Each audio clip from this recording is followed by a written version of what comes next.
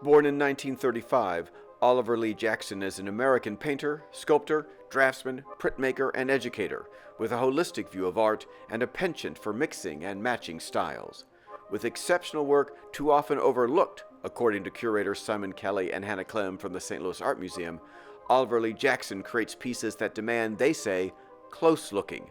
In this retrospective, they discuss his career, style, methods, and perspective as they share 12 works of art spanning over 50 years.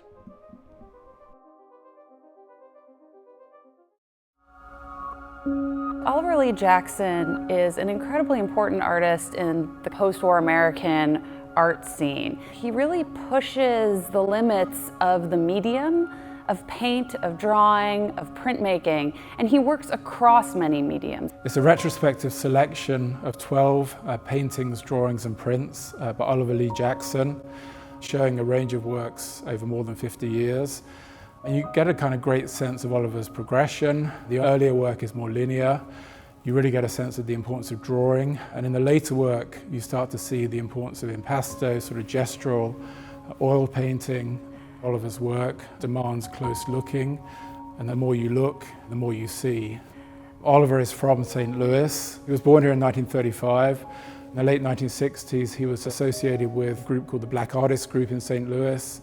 A really important group of artists, musicians, poets, writers, who were trying to promote African-American art and culture in St. Louis.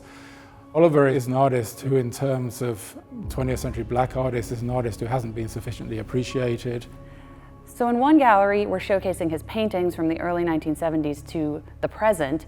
And in another gallery, we have his works on paper, which include printmaking, drawing, and watercolor. He doesn't see any one medium or one material as being higher or more important than another.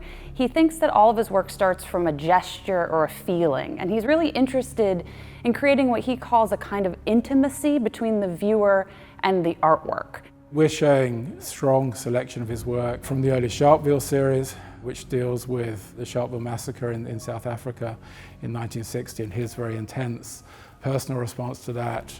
So what you actually see here is a group of boys who are actually running from bullets. But in Oliver's iteration here, they're kind of abstracted. They're occupying this indeterminate space outside of time, and he's interested in that idea. After he traveled around the continent of Africa, he was really influenced in the way that African artists utilized a variety of materials, from wood carving to nails, and he started employing collage materials in his own canvases.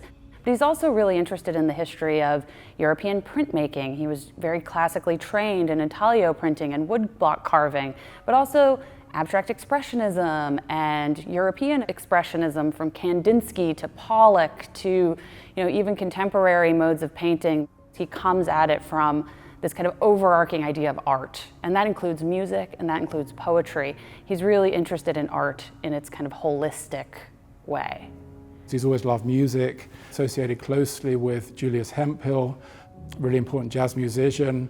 There's a nice comparison you can make between Oliver's practice and the importance that he gives to spontaneity and jazz music. He thinks of his artwork as this deep-looking, very experiential object, and he does that through all of these different mediums, and he takes each medium as its starting point. So for drawing, it's about the line, it's about the form, it's about this gesture, and you see figures or kind of empty space kind of play against each other, this kind of figure-ground relationship. Although for Oliver, he also believes that all of these binaries we like to assign things for art history are false. So for him, figures are made of paint, or made from a drawn line, or made from an etched line, and therefore they are not figures, they are forms, they are art. They come from the same materials that abstract spaces come from. And so he likes to think of these things as these expanding spaces that interact. So you'll see things appear in the